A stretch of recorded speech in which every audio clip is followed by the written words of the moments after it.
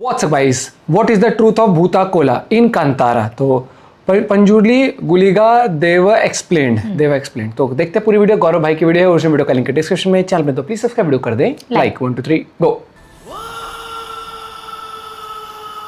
ये वाला मूवमेंट बहुत गजब था भैया। मूव में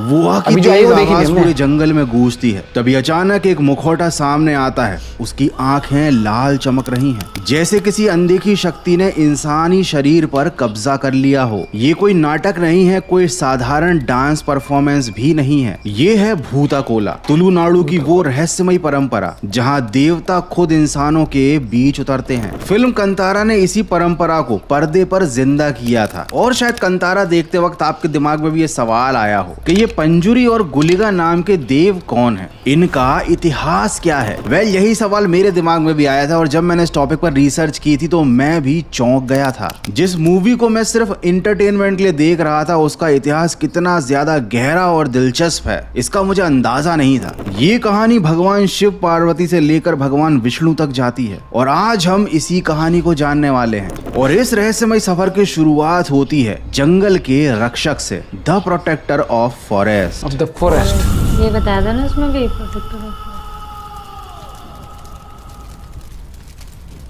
अचानक ढोल की थाप गूंजती है, मशालों की रोशनी पत्तियों पर पड़ती है। गांव के बीचों बीच एक पंडाल सजा है और लोग अपनी आंखों में डर और विश्वास दोनों लिए खड़े हैं। ये कोई साधारण रात नहीं है, ये वो रात है जब देवता खुद इंसानों के शरीर में उतरते हैं और गांव से बात करते हैं। और इसी पल में पहली बार पंजुरी देव की चीख सुनाई देती है।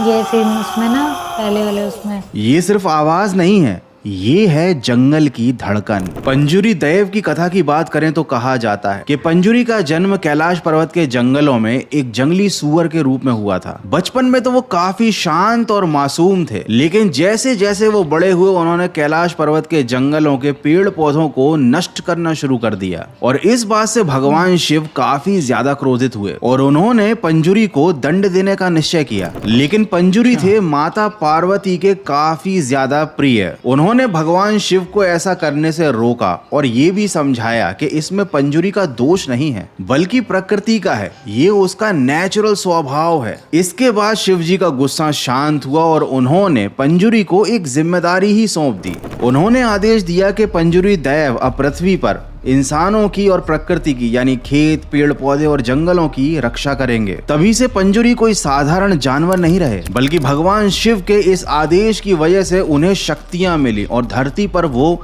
देव के रूप में जाने गए। इसके अलावा तुलुनाडु यानी भारत के क्षेत्र में मौजूद कई 100 गांवों में पंजुरी को वराह अवतार का प्रतीक भी माना जाता है। ये वही स्वरूप है जो भगवान विष्णु ने पृथ्वी को बचाने के लिए लिया था। लेकिन जैसा कि अभी तक की कहानी से हम समझ पाए हैं कि पंजुरी का असली मकसद खेत, पेड़ पौधों की, प्रकृति और इंसानों की रक्षा करना है। इसीलिए तुलुनाडु के क्षेत्र के किसानों का ऐसा विश्वास है कि जब भी फसल पर किसी भी तरह का कोई संकट आता है, सूखा आता है, बाढ़ आती है या फिर जंगली जानवर फसलों को नष्ट करते हैं, तो पंजुरी देव की पूजा करने से ये संकट टाला जा सकता है। और यही कारण है कि पंजुरी को हमेशा धान, नारियल, केले, लड्डुओं का भोग लगाया जाता है। उनकी पूजा शांति और समृद्धि का आशीर्वाद मानी जाती है। ये तो थी पंजुरी देव की उत्पत्ति की कहानी, लेकिन अब हम आते हैं असली पॉइंट पर कि कैसे कोई देव इंसानी शरीर में आ जाता है। ढोल की आवाज तेज होती जाती है। पूजा कर रहे पुजारी का शरीर पसीने से भीगने लगता है। उसके चेहरे पर पंजुरी का मुकुट है जिसमें जंगली सूअर की आकृति बनी हुई है और अचानक से उसकी चाल बदल जाती है। उसकी आंखें लाल हो जाती हैं, उसकी सांसें भारी हो जाती हैं और अब वो कोई साधारण इंसान नहीं रहा, वह खुद पंजुरी है। इसके बाद वह पंडाल के बीचों बीच खड़ा होकर जमीन को छूता है और कहता है कि ये भूमि अब सुरक्षित है। और सभी गांव वाले पंजुरी देव के सामने झुककर खड़े हो जाते हैं, क्योंकि उन्हें पता है कि अब उनका खेत और फसल पंजुरी देव की निगरानी में है और वह उसे सुरक्षित रखेंगे। लेकिन ये देवता सुरक्षा देने के साथ साथ न्याय भी करते हैं। गांव में अगर किसी ने झूठ बोला, कोई अपराध किया या किसी की जमीन को हड़पने की कोशिश की, तो ये सब कुछ पंजुरी के सामने खुल जाता है। कहते हैं जो भी पंजुरी की आंखों में देखता है वो सच नहीं छुपा पाता। और ऐसा कई बार हुआ है पूजा के दौरान, जब गांव वाले अपनी समस्या लेकर पंजुरी के सामने आते हैं तो पंजुरी बिना कुछ पूछे उन्हें उनकी समस्या भी बता देते हैं और उसका समाधान भी बता देते हैं। और अगर किसी ने कोई क्राइम किया होता है, कोई अपराध किया होता है, तो पंजुरी खुद उसके सामने जाकर उसे बताते हैं कि तूने ये किया और तुझे अब इसका दंड मिलेगा। और दंड देने का ये सिलसिला बहुत ज्यादा प्राचीन है और इससे जुड़ी हुई है एक बहुत ही मजेदार कहानी। ये कहानी तुलुनाडु के गांव में काफी ज्यादा प्रचलित है। कहा जाता है कि एक बार तुलुनाडु के बड़े इलाके पर राज कर रहे एक राजा ने गांव वालों से जमीन छीनने की कोशिश की और पंजुरी की पूजा का अपमान भी किया। जिसके बाद एक रात को जब पंजुरी देव की पूजा के लिए भूता कोला का अनुष्ठान किया गया, तो पूजा के दौरान पंजुरी देव ने राजा की आंखों में आंखें डालकर कहा कि तूने ये बहुत बड़ा अपराध किया है और अब तुझे इसका दंड मिलेगा। और ये कहने के बाद अगले दिन ही राजा काफी ज्यादा बीमार पड़ गया और उसके बाद उसकी मौत हो गई। और सिर्फ यही नहीं बल्कि उसके परिवार के सभी लोग जो जमीन हड़पने के उसके काम में शामिल थे, वो सभी एक एक करके मरते चले गए। उसका पूरा वंश खत्म हो गया और गांव में ये कहावत चली आ रही है कि पंजुरी से बड़ा कोई न्यायाधीश नहीं। और यही कारण है कि तुलुनाडु के गांव वाले पंजुरी देव से बहुत डरते हैं। लेकिन पंजुरी देवता के अलावा एक देव और भी हैं जिन्हें हमने कंतारा मूवी के चैप्टर 1 के क्लाइमैक्स में देखा था। उनका नाम है गुलिगा। ये जो सीन है भाई कहा जाता है कि पंजुरी देव तो फिर भी थोड़े से नरम दिल हैं और काफी दयालु हैं। माफी मांगने पर वो अपनी सजा को थोड़ा कम कर देते हैं, लेकिन गुलिगा ऐसा नहीं करते। वो कभी भी नियम तोड़ने वाले को माफ नहीं करते और इस वजह से तुलुनाडु में लोग पंजुरी से भी ज्यादा गुलिगा से डरते हैं। तो आखिर कौन है ये गुलिगा देव और क्या है इनकी कहानी, और आखिर कैसे इनकी कहानी भगवान विष्णु से आकर जुड़ती है। चैप्टर 2 इंटरेस्टिंग तरीके से बनाया तुलुनाडु की पूरा। एक लोक कथा कहती है कि एक बार जब माता पार्वती भगवान शिव के लिए भस्म लेकर आईं, तो उस भस्म में भगवान शिव को एक काला पत्थर मिला। भगवान शिव ने उस पत्थर को फेंक दिया जो सीधे जाकर वैकुंठ यानी भगवान विष्णु के लोक में जाकर गिरा। उसी पत्थर से एक देव का जन्म हुआ जिनका नाम था गुलिगा। शुरू में उन्हें भगवान विष्णु की सेवा का दायित्व दिया गया, लेकिन गुलिगा देव जो थे वो स्वभाव से गुस्सैल थे और उनके काम भी काफी अजीबोगरीब थे और इसीलिए उन्हें भगवान विष्णु ने पृथ्वी लोक पर भेज दिया। कहा जाता है कि जैसे ही गुलिगा का पहला कदम पृथ्वी पर पड़ा था, धरती कांप उठी थी। उनका अस्तित्व पंजुरी जैसा दयालु नहीं था, ये भूख से भरा हुआ था। कहा जाता है कि उन्होंने सभी तालाबों का पानी पी लिया, मछलियों को खा लिया, जानवरों का खून पी लिया। ये सब करने के बाद भी उनकी भूख शांत नहीं हुई, तो भगवान विष्णु ने उन्हें शांत करने के लिए अपनी एक उंगली तक दे दी, मतलब एक उंगली अर्पित कर दी। तब जाकर गुलिगा की ज्वालामुखी जैसी भूख शांत हुई। तो जब तुलुनाडु में पंजुरी देव की पूजा की जाती है तो उन्हें धान, फल, फ्रूट ये सारी चीजें चढ़ाई जाती हैं, लेकिन जब गुलिगा देव की पूजा होती है तब दी जाती है उनको जानवर की बलि।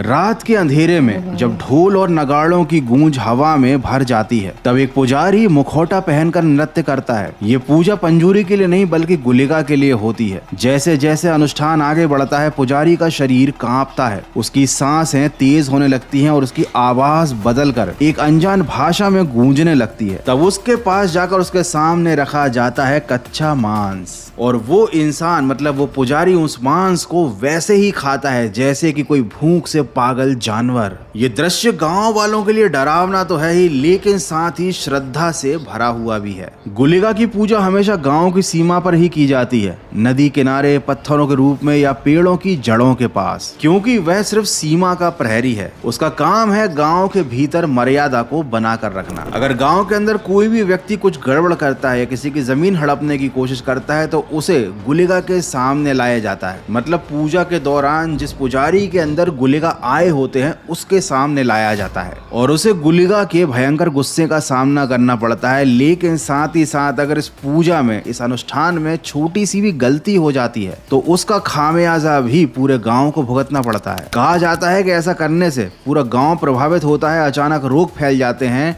या फसलें सूख जाती हैं। कई एंथ्रोपोलॉजिस्ट ने गुलिगा और पंजुरी की दोनों परंपराओं के ऊपर काफी रिसर्च करने की कोशिश की। इसके ऊपर काफी स्टडी भी हुई है और ऐसा ऑब्जर्व किया गया है कि जब भी कोई देव किसी पुजारी के शरीर में आते हैं तो उसके नर्वस सिस्टम में बहुत चेंजेस होते हैं। दिमाग से निकलने वाले सिग्नल उसकी मसल कंट्रोल को छीन लेते हैं और वो एक अलग ही पर्सनैलिटी की तरह बिहेव करने लगता है। मॉडर्न साइंस में इसे अल्टर्ड साइड ऑफ कॉन्शियसनेस भी कहा जाता है, लेकिन गांव वालों के लिए ये कोई विज्ञान नहीं है बल्कि ये दैव का आगमन है। जब भूताकोला शुरू होता है तो ये सिर्फ पूजा नहीं रहती बल्कि ये न्याय की अदालत बन जाता है, और ये अदालत किसी राजा के नियम या फिर किसी लिखित कानून पर आधारित नहीं होती। यहाँ का कानून परंपराओं से लिखा जाता है। गांव के लोग अपने विवादों को लेकर दैव के मंडप में आते हैं। खेत की मेड़ किसकी है, कुएं का पानी कौन लेगा, किसने झूठ बोला या किसने चोरी की, इन सवालों का जवाब कागज नहीं बल्कि दैव खुद देते हैं, वो भी आंखों में आंखें डालकर। पुजारी दैव का मुखौटा पहनकर एक ट्रांस में चला जाता है और देवता का रूप ले लेता है, और जब वो कोई फैसला सुनाता है तो गांव वाले इस बात पर पूरा विश्वास रखते हैं कि ये फैसला पुजारी का नहीं बल्कि स्वयं देवता का है।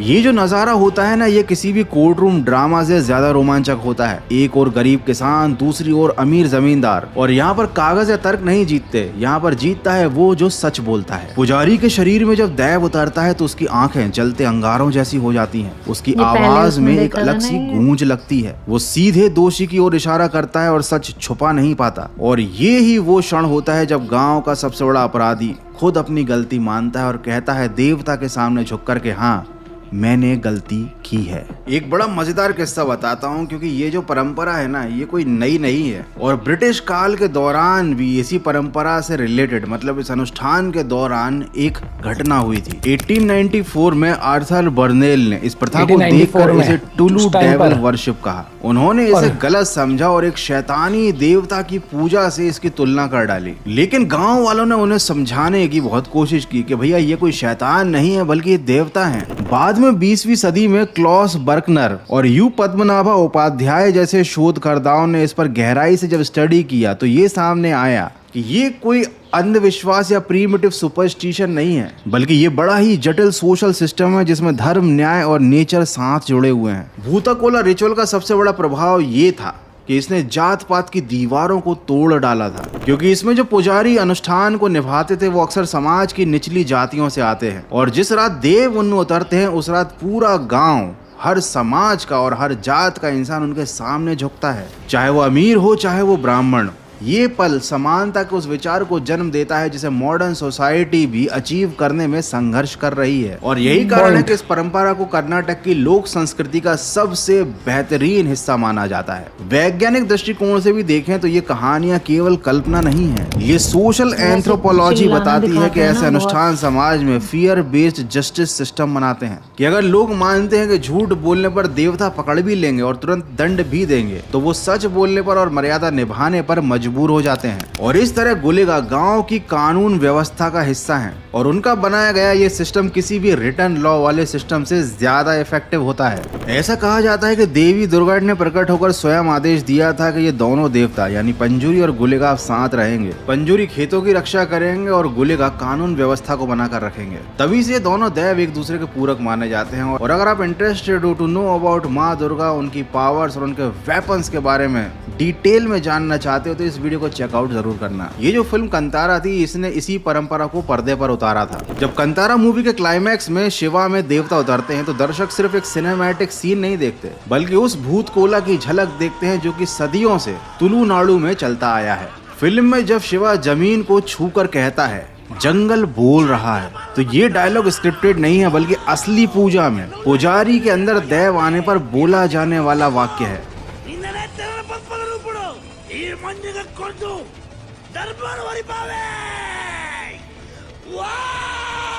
एक्टिंग बहुत जबरदस्त है इस मूवी में। गुलेगा सिर्फ पूजा करने नहीं आते बल्कि न्याय दिलाने भी आते हैं, और मूवी में देवेंद्र नाम के जमींदार का अंत इसी डिवाइन जस्टिस का परिणाम था। वो तलवार जिसे उसके पूर्वजों ने कभी त्यागा था, उसी से उसका विनाश हुआ। और गांव के लोग इसे किसी रेवेंज सीन की तरह नहीं बल्कि भूताकोला की अदालत का फैसला मानते हैं। और आपको जानकर हैरानी होगी कि आज भी इस परंपरा का महत्व बिल्कुल भी कम नहीं हुआ है। 2024 में यूनेस्को ने कर्नाटक की लोक संस्कृति संरक्षण परियोजना को मान्यता दी थी, जिसमें भूताकोला को भी शामिल किया गया था। इसका मतलब ये है कि दुनिया अब इस प्रथा को केवल एक स्थानीय अंधविश्वास नहीं मानती, बल्कि इसको एक कल्चरल हेरिटेज मानती है। तो कैसा लगा आपको कांतारा मूवी का ये इतिहास जानकर? आई होप कि वीडियो आपको पसंद आया होगा, और अगर इस वीडियो से रिलेटेड आपका कोई सवाल है या कोई सुझाव है तो मुझे कमेंट बॉक्स में जरूर बताना। टिल देन टेक सिर्फ केयर। पसंद ही नहीं, जिस तरीके से प्रेजेंट करा ना वो काफ़ी एक वो था कि मतलब आपको एंगेज करके रखने वाला।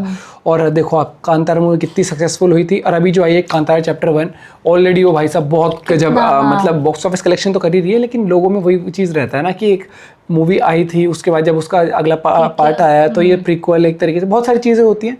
और मूवी कर भी अच्छा रही है, डायरेक्शन बहुत गजब है, मतलब इन्होंने मतलब एक्टर्स ने क्या गजब काम किया, ऋषभ शेट्टी ने भाई बहुत ज़बरदस्त।